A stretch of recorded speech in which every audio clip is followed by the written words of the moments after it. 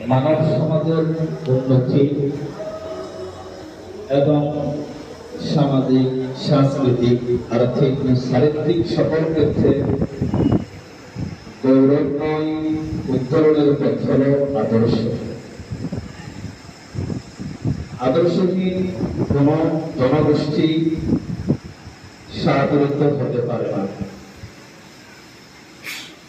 তাদের জীবন না হতে পারে সুন্দর, না হতে পারে সুস্থ, এবং পৃথিবী আশাও করতে পারে না তাদের কাছে ভালো কিছু।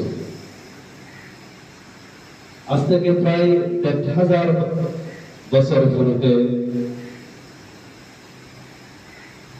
যখন অন্ধকারের ঘনঘটা সর্বপ্রকার পাপের বিভীষিকা নিয়ে পৃথিবীতে নেমে এসেছিল, যখন শয়তানের পথধ্বনিতে পৃথিবীর প্রতিটি কোণ, অলিগলি, আনাস কানাস পর্যন্ত কলুষিত হয়েছিল, যখন সমগ্র পৃথিবী পাপের তাড়নায় অধীর হয়ে ত্রাণকর্তার অপেক্ষায় কাতর নয়নে কাতক পাখির মতো স্বর্ণাভিমুখে তাকিয়েছিল, সেই সময় হিমরাচ্ছন্ন তপ্তথাপিত ধরাতল উত্তম আদর্শের সেরাক হাতে নিয়ে আবির্ভূত হয়েছিল সকল মানুষের শ্রেষ্ঠ মহামানব বিশ্বনবী হযরত মুহাম্মদ মুস্তাফা সাল্লাল্লাহু আলাইহি ওয়াসাল্লাম।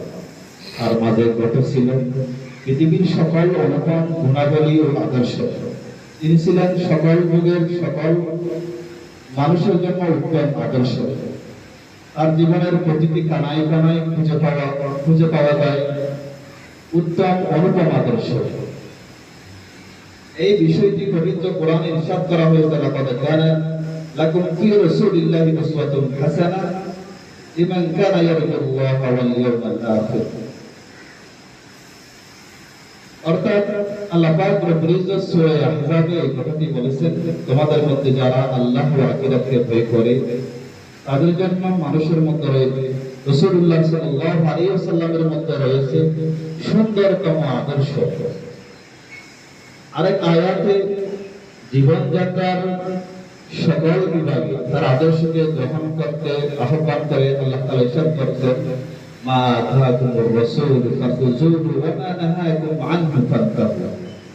রাসূল সাল্লাল্লাহু আলাইহি ওয়াসাল্লাম যা আদেশ করেছেন তা আঁকড়ে ধরো, আর যা নিষেধ করেছেন তা থেকে তোমরা বিরত থাকো। বাস্তবিকই রাসূল সাল্লাল্লাহু আলাইহি ওয়াসাল্লাম